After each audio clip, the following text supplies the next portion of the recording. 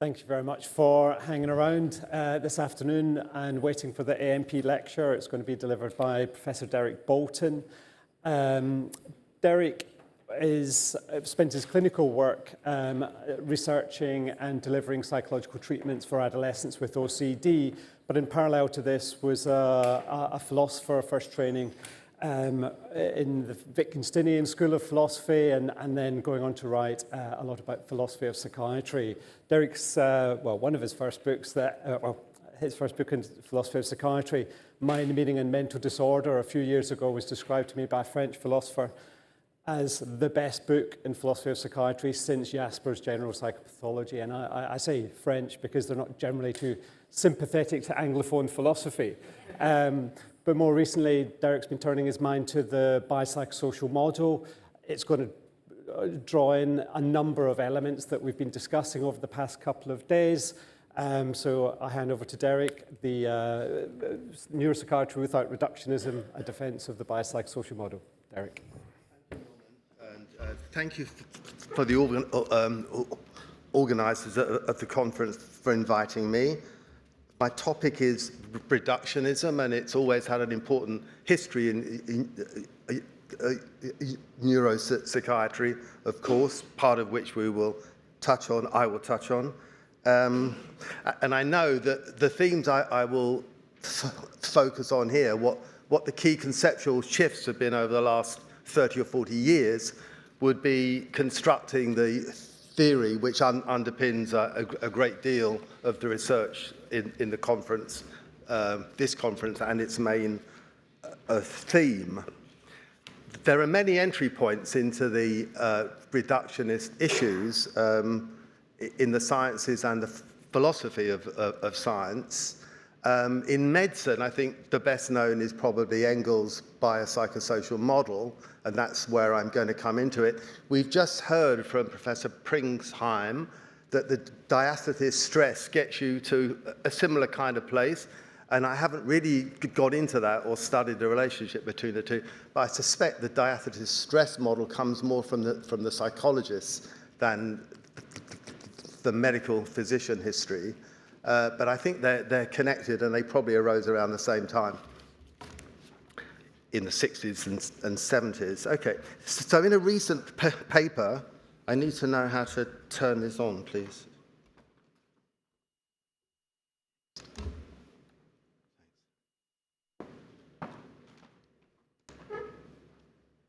In a recent paper, I described Engel's 1977 proposal as visionary but programmatic. Visionary because he saw radical theory change in the sciences basic to medicine, but programmatic because the new relevant theories and associated data were early work in progress. By now, though, both the theory and the data are entirely mainstream. At that stage, I think Engel better understood what was wrong with the biomedical model, which was the contrast to what he was proposing, than to its future improvement. And indeed, Engel's paper has often been criticized for being somewhat devoid of content. But I think that was because at the stage it was at the start. The science has come on. But I think Engel understood what had to be altered, what was wrong with the existing thing. And I put the quote up there from his 1977 paper.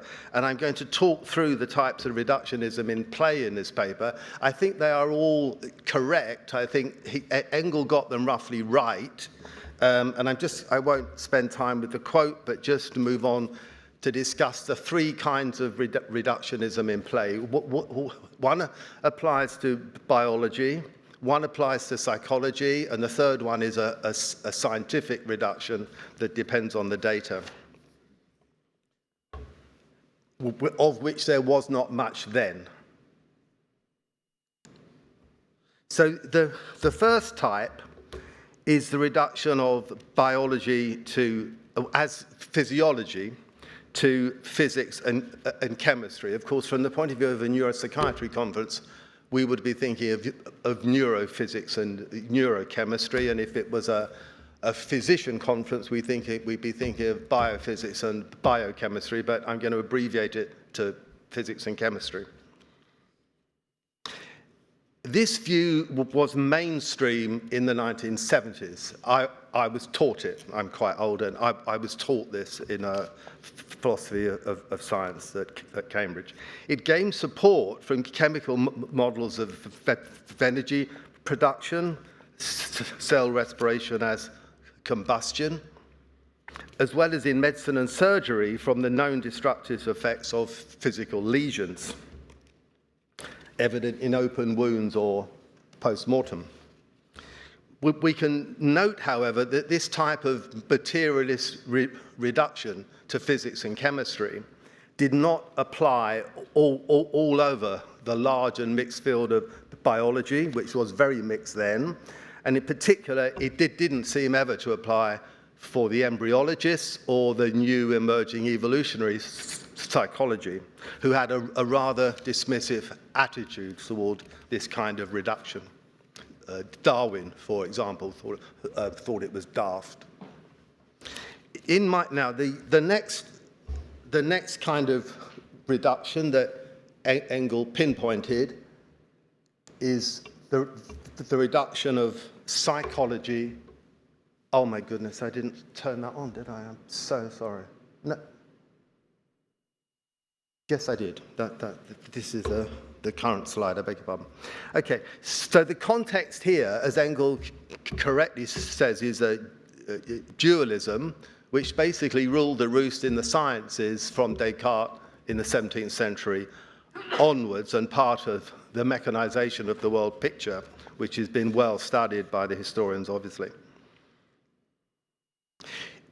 In that picture, somewhat in Descartes, but increasingly as it got into the hands of the sciences, it became clear that the mind as an immaterial thing could not affect material processes.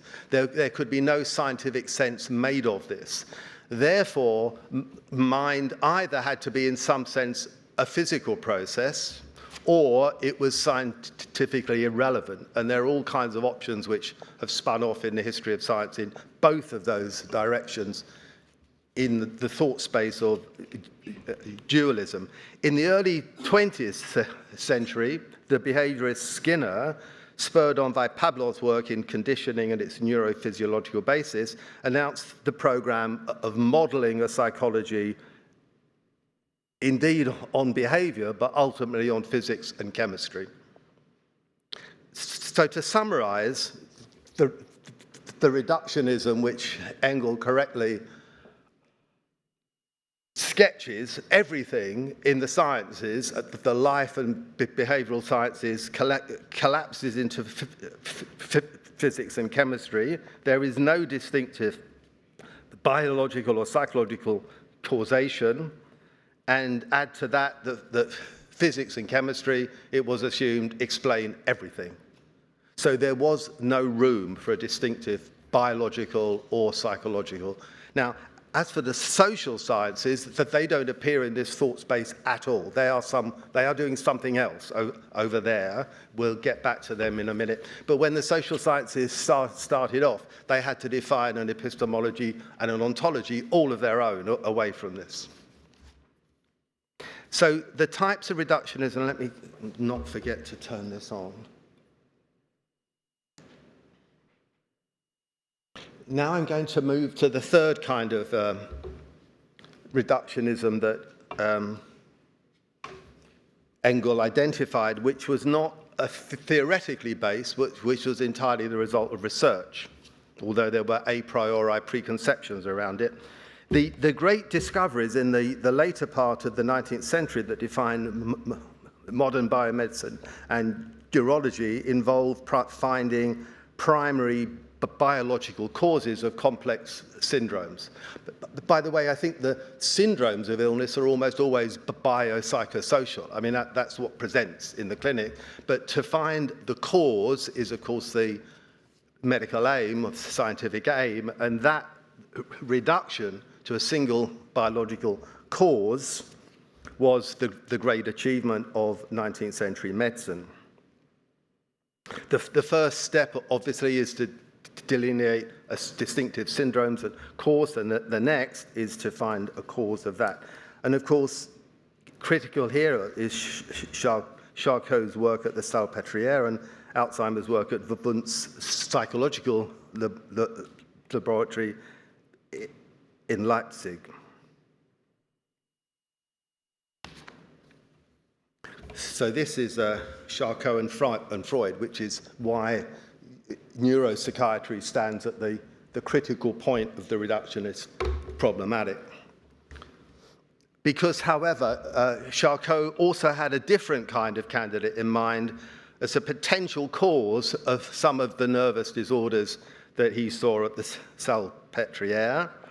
And the young Sigmund Freud attended Charcot's lectures eagerly. What I don't know, because I don't know enough of the history or neurology, I'm sure there's many people in the audience that do, what did Charcot see at the Salpêtrière which made him think there were two kinds of things going on here and that there were psychology causes going on at once? I mean, we just had a lecture about just that and seen the way that Professor Pringsheim has teased them apart. I don't know what Charcot was doing there. But anyway, he saw another option. Once Freud, of course, got involved, the nervous conditions or neuroses became the psychoneurosis, regarded as primarily caused by psychological processes and accordingly treatable by psychotherapy. These two options defined the thought space. Biological damage on the one hand versus maladaptive unconscious psychology on the other defined the thought space for practically everything for the first half of the 20th century. Neurology, clinical psychology, psychiatry, and neuropsychiatry, so far as I can see, it underpinned it all. However, in the context of reductionist assumptions, particularly dualism, it was always the biological explanation, if I can put it in a way that is probably wrong here, the hole in the head type explanation that was always going to be a priori favored because of the downward reductionist pressure on mentalistic explanations. It's important to note that Freud, as a neurologist, probably didn't ever buy into dualism. The neurologists I've met, they see too much connection between the two to be really dualistic. And he set off trying to explain how the brain, I mean, he was a neurophysiological researcher working on eels, for goodness sake, before he became a psychoanalyst or started it. And he wanted to explain how the brain could do these things like memory and repression. And he began to sketch something in his unfinished project, which is obviously well known, which looked somewhat like a connectionist neural network of excitation and inhibition that would explain some of the phenomena. He put that away because he said we don't know enough about the brain, but it points to where we need to look to see how this whole problematic gets bypassed and produces the current science that we have today. So we look forward to what goes on in the 60s and the 70s. Now, Engel, in his 1977 paper, his take on the history there was von Bertalanffy's general system theory, which was published in the 60s, in 67. So Engel was on top of that quite quickly as a young man. And Bertalanffy, of course, kicked off system theory in biology. He was a biologist, but he also saw that the systems principles probably applied in psychology and in the social domain as well. And this excited people like Engel very much, because here we had something biopsychosocial, which they correctly saw, it wasn't only Engel, other writers at that time, were going to transform medicine and healthcare. However, I won't talk about von Bertalanffy, who probably did help to start it all off, but I won't talk about that now, because there are other revolutions which are far better known, if you like, although ultimately I think they're aspects of the same thing that von Bertalanffy was talking about. So the first of them is the information processing revolution in biology and biomedicine. In psychology, it was the same kind of revolution, but it was also known as the cognitive revolution. And around this time, along with cognitive psychology, cognitive neuroscience was born at around the same time in the same movement. It's important to say that what's happening here is a new kind of distinctive biological and psychological causation are in construction in this period. The new forms of causal connection are best captured by systems theoretic concepts like regulation and control. All these systemic concepts are connected. I found regulation the most helpful because it's all over the sciences, the life and behavioral sciences and engineering. In biomedicine, physiology, the critical shift was in genetics with the discovery of molecular genetic regulatory mechanisms, as in Jacobs and Monod's classic paper. Just checking I'm on the right slide. And in information, in cognitive psychology and the emerging new neuroscience, the critical shifts were in AI and computing theory and tech. Note that computation in these regulatory mechanisms, this fact I've only just far too late woken up to, is actually Boolean.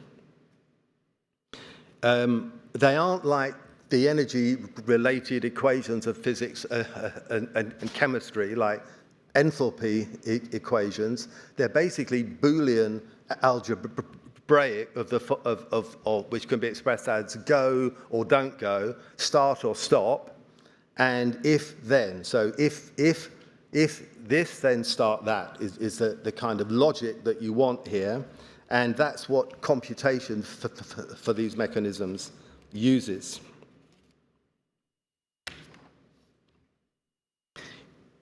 In this revolution, as I've implied, neuroscience and psychology actually merge. You can see that they merge in the Harvard webpage here.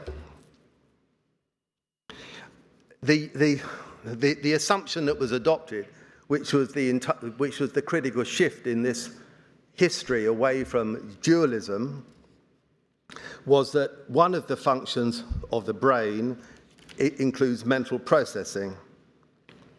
That is a very non-Cartesian idea.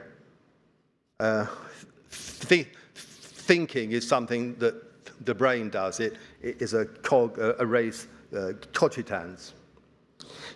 Neuroscience emerges from this, appears in this, as in part neuroanatomy and neurophysics and chemistry, plus psychological processing, and hence the idea of the cognitive affective neuroscience.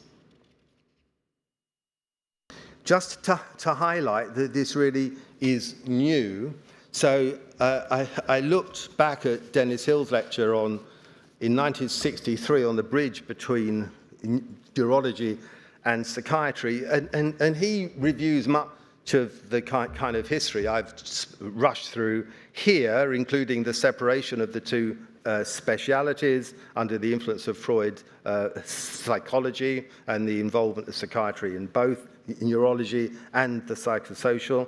But then he says something, this is what the limitations of the sciences are. So he says, if you're doing psychology, you won't ever understand what's going on at a physical level in the brain, nor will that understanding ever help you to understand behavior of social groups, which can be glossed as our behavior. So he saw the explanatory gap that existed between these two sciences. And when that lecture was republished by Reynolds and Trimble in 1989.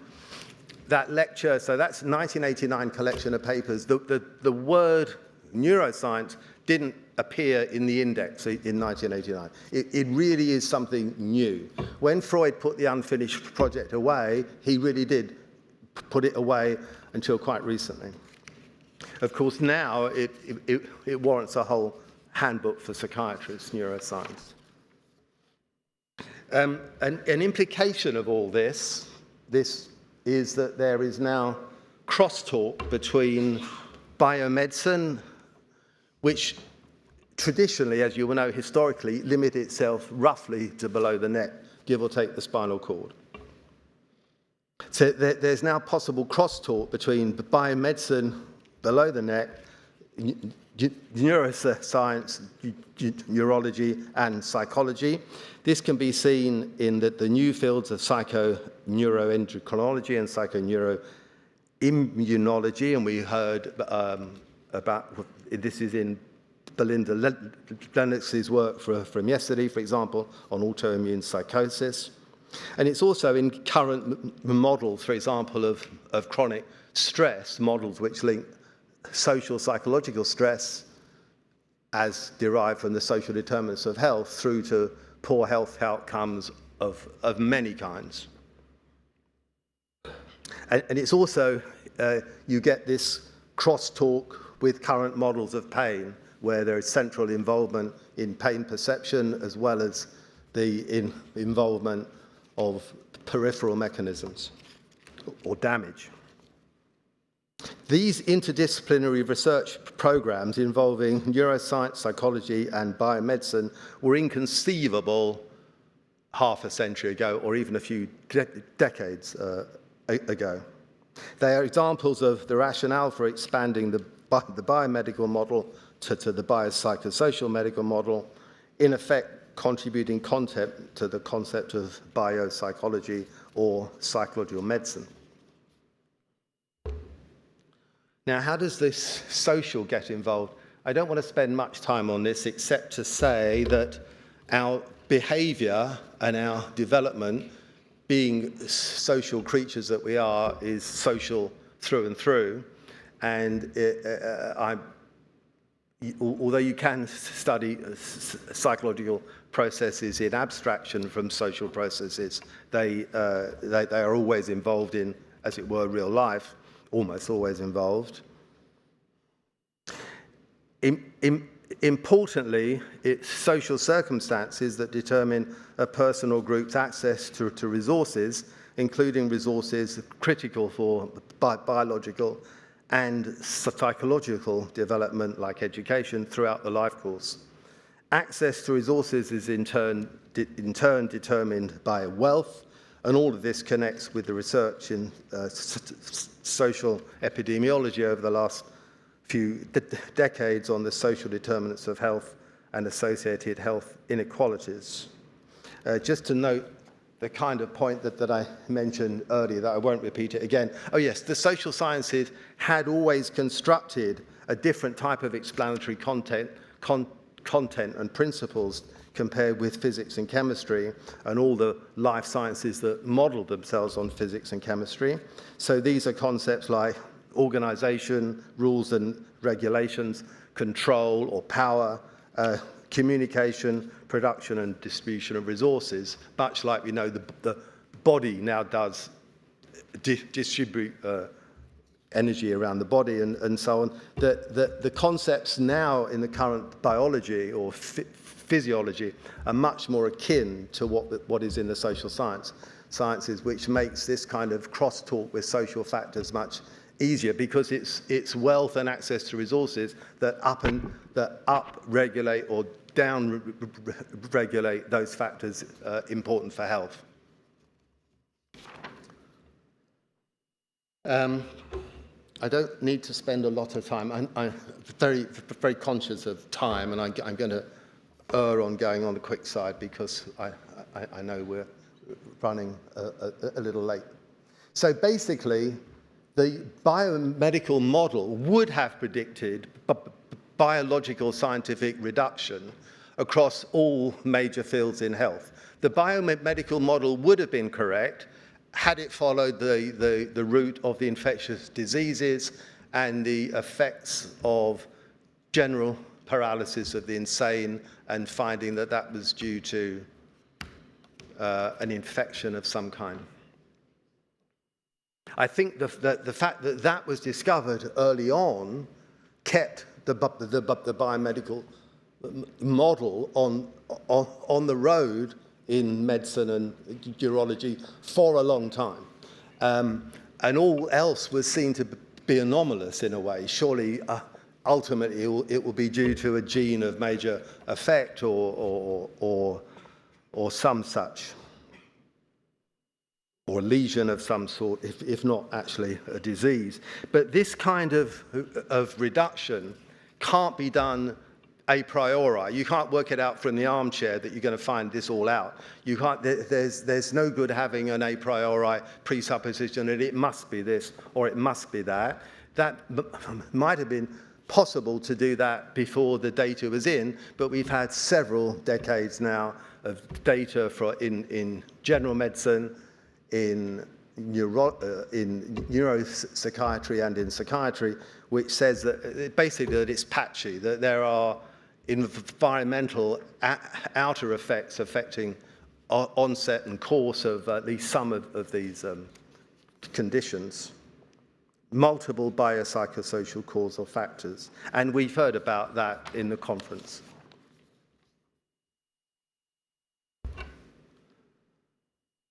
Just to be explicit as to how the new paradigm blocks the theoretical reduction assumptions. Do you recall from the first two slides that there were two in question? One was biology as physiology collapses to neurophysiology, neurophysics and chemistry, and psychology, if it's to be explanatory, scientifically explanatory, has to basically be a physical process.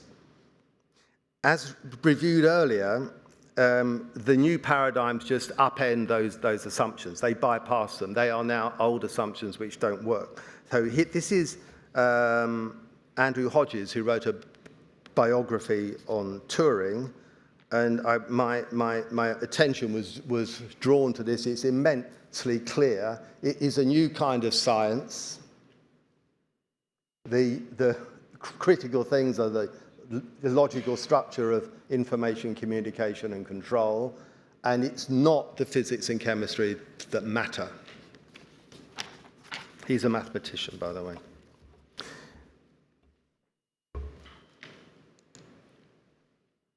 Now, this picture is more joined up, as indicated by the crosstalk of biomedicine, neuroscience, and psychology, and the ease with which one can move to a theory of the social determinants of health, affecting poor health outcomes because they affect resources. It is definitely more joined up.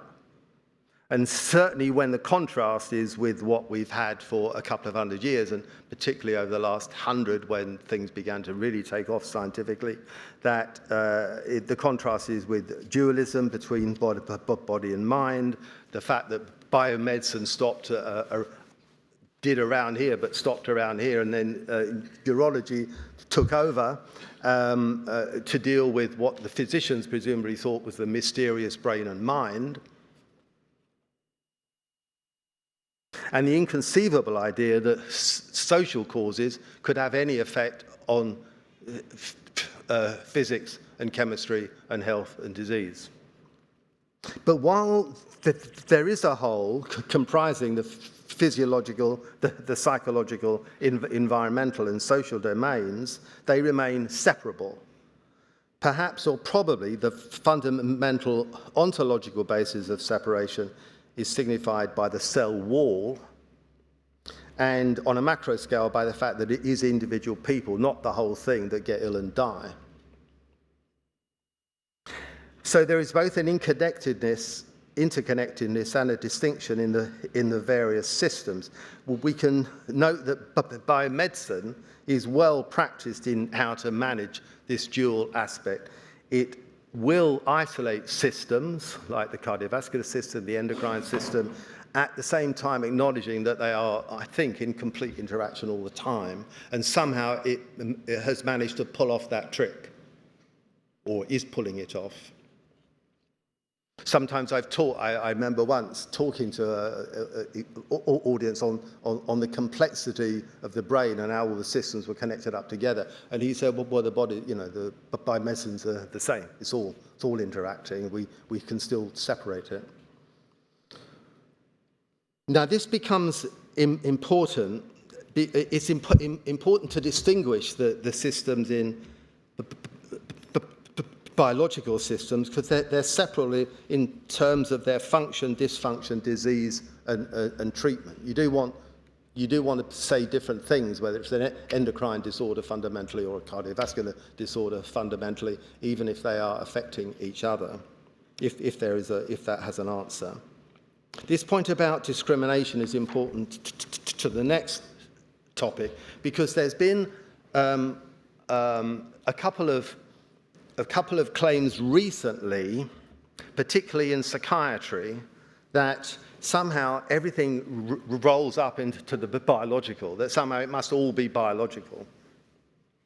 Now, when Samuel Goose made that claim 30 years ago, Biological Psychiatry Is There Any Other Kind, enormously influential paper, he didn't have a great deal of data in at that point. He certainly had some, but he says in that paper, well, we don't have any real evidence that social causes or psychological therapy really helps the core psychiatric conditions, something of that sort. And it is true that the RCTs about psychology, psychological therapy, and social epidemiology had started to come out, but in fairness to Goose, they had only just started to come out. So he was able to say, well, basically, the only thing we're certain about is that it's biological. Now, that is not true of these claims that have been made since by NIMH and Peter White and colleagues. I don't know whether Peter's here. If he is, I'll say hello. I'm going to talk about your paper, Peter. So if you read either of these documents, they are absolutely clear about the important role that psychosocial factors have on course and treatment across a large range of psychiatric conditions. I mean, that's not a big concession. Of course, the data's there. But they still want to say that they are basically, that mental disorders are basically neurological, as in Peter White's paper, or that they are more or less the same thing, disorders of brain circuitry, in Insel's paper, speaking for RDoC. Now, to the extent that biology, neurology, and neuroscience are being broadly conceived to cover biopsychosocial factors in health and disease, these theoretical proposals are not reductionist, and albeit helpfully expressed, they are compatible with a broad psychosocial framework. However, they appear to be, at least in name, reductionist of a sort, a kind of nominal reductionism, keeping the isolated brain in focus and leaving out of focus the causal role of psychosocial factors and their importance as potential targets for prevention and treatment. In other words, I think these claims run the risk, at any rate, of keeping the focus on the isolated organism and not keeping focus on the interactions through the life course and in the present, which are important targets, as I say, for prevention and treatment. And that's the end. Thank you very much.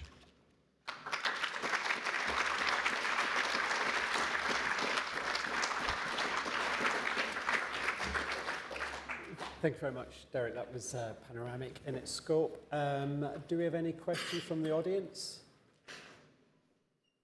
Oh, yeah, is that John? Yeah. So I was going to come back to your sort of narrative here in a time course saying, well, we've had dualism since Descartes and now it's becoming a bit dualistic. I must say, having read all the stuff from the 19th century, I'm not sure that's the feeling I got about what was going on at the time of Charcot and Freud. Right. I find it much harder to detect the same the sort of very stark dualism that we saw in the 20th century. Yes. In the 19th century, I think there wasn't so much distinction. I must say as well, I do balk a bit at the characterization of Freud as being some great neuroscientist just because he had a few sort of sketches in a drawer that he never published. But anyway, that's a separate issue. Yes. So I do wonder if, so I would just question that that arc of history, that we're moving to some less. It feels like we're not, we haven't even got back to where they were yet. It feels like. Yes. In some respects. I was aware, reading through the lecture, that in the way that I described it, although with some qualification, I didn't sufficiently stress explicitly that Freud and other neurologists who approached this problem, I don't think were in the sway of dualism, which is why Freud, albeit skimpily, obviously I agree with that, was trying to sketch out how the brain achieves these things. That isn't a dualist research program. But Skinner's is.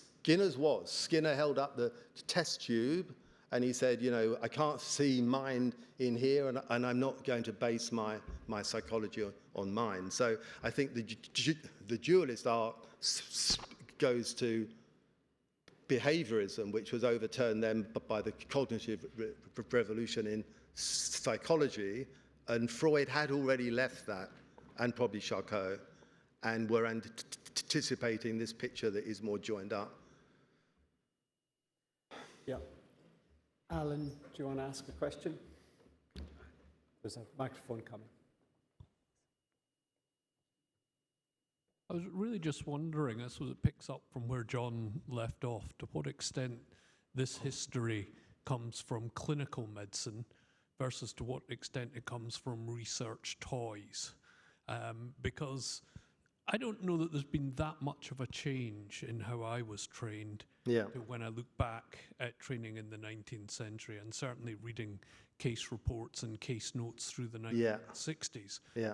What sort of change was the availability of certain toys and scientific techniques? So you're commenting on the RDoc and incels comments, but there was virtually no appreciable change in clinical psychiatry pre sort of RDoc and post-RDoc. No, I think that's right. But intellectually, the approach you were expected to take to a case remained very much the same. It was just people hoped that this new toy would give a particular insight on the problem. And I really wonder if these are sort of two competing stories that actually don't match up as well as we like to think they should. Yes, no, thank you for that. And I think it connects with a point that a discussion that I've had with people over the last few years. Although Engel talks about the medical model, he starts off talking about that. He starts off criticizing the medical model, but he soon switches to calling it the biomedical model, and that is his real target. And it's his real target because he says in the title, that's what needs to be replaced, or subtitle as it were, that it's a biomedical model that needs to be replaced by a biopsychosocial expansion. But so he drops talking about the medical model. Now, I think I'm coming back to your point. I probably think that the medical model, as it was practiced in clinical medicine over centuries, was probably always something like biopsychosocial. It's only that biomedicine, as a research program, and with its great successes, of course, had great influence. But it's well known that biomedicine is not a medical specialty. I mean, it has more or less importance in different specialties, but it's well known that it has less relative importance in general practice, for example, where doctors have always been doctors doing what they can. Adam's got a point, and I should probably say that Adam co-authored that paper with Peter White. Oh, good. Thank you.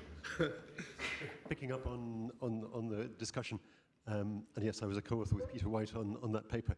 I think what he would say, or what we would say, is that all illness is best understood using a biopsychosocial model for exactly the reasons that you've just been outlining. But if one's going to use an organ-based system of disease classification, then it doesn't really make sense to have neurology and psychiatry in separate chapters.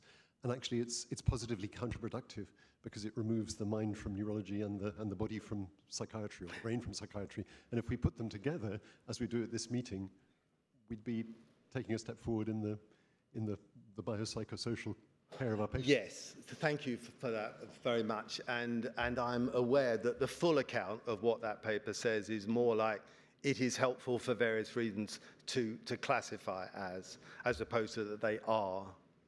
So, I mean, obviously, as an author, I accept your gloss. Thank you. Your summary. Thank you. Jesus.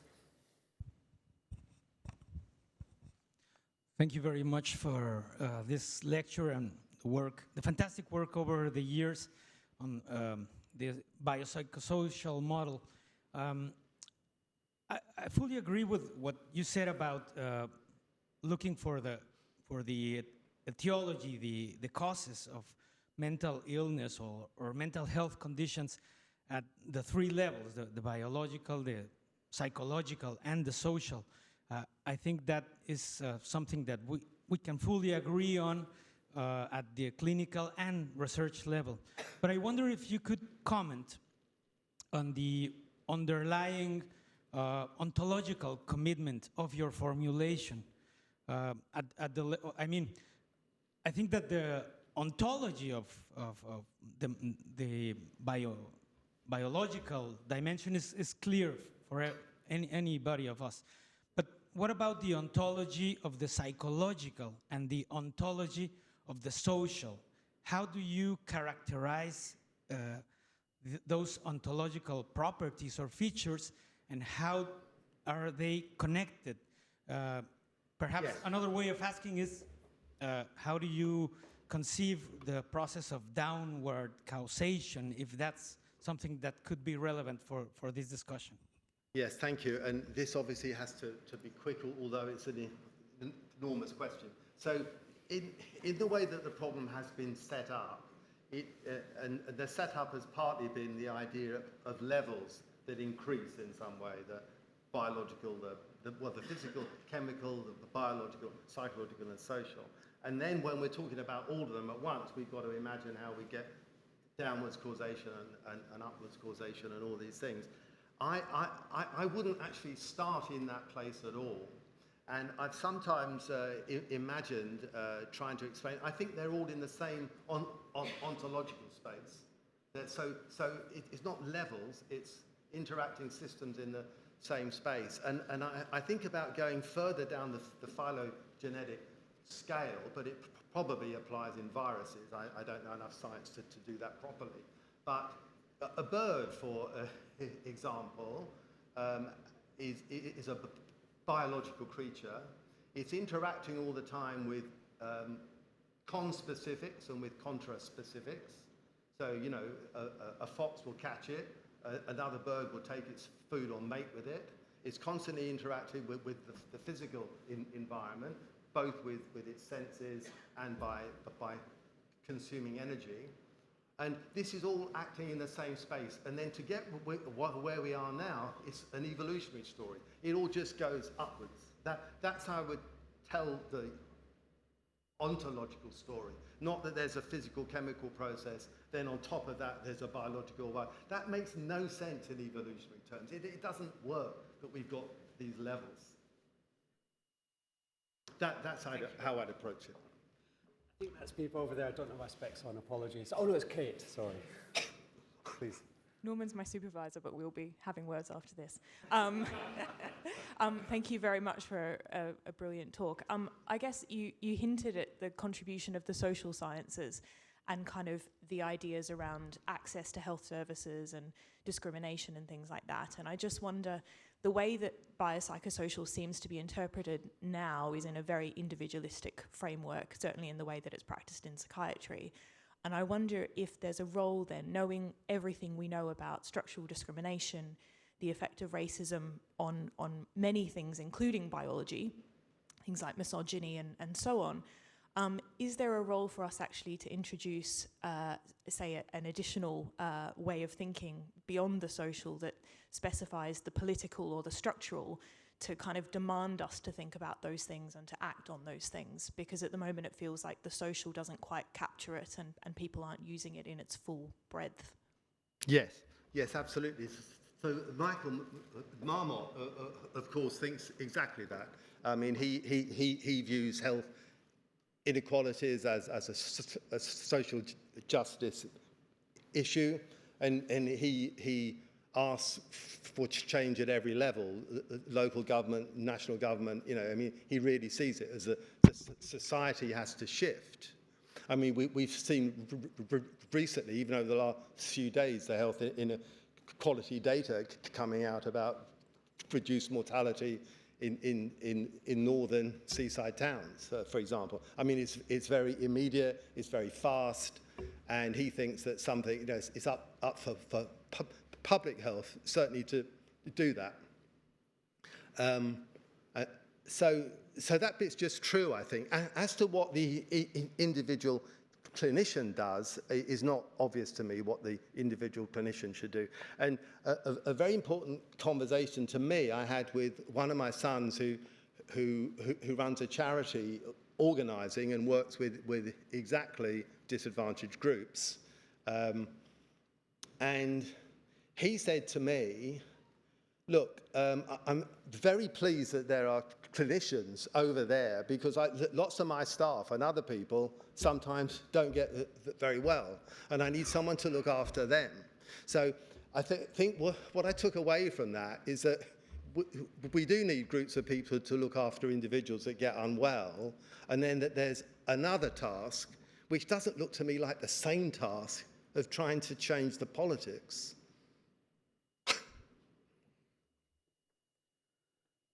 Any further questions? I must admit, I found in your book when you sort of spoke about energy regulation and in a sense the sort of access to resources, that maps on quite well with one another. It's a sort of very bodily energy regulation and then actually the politics of who gets the energy. You know, is. Boyd, did you have a question? Yeah. Maybe we'll have this as the last question and Boyd, you can finish it off. Sorry, I am just carrying on from the last question actually. I just wondered if you thought there was, and in keeping with this conference, whether you thought as well as the biopsychosocial model, whether there was we should extend it to a biopsychosocial technological model. Tech model. Yeah, with the fact that interaction with AI and the Twitter sphere and all the other bits and pieces that are completely new, whether that has another dimension to add as well as the political that Kate was talking about and other things.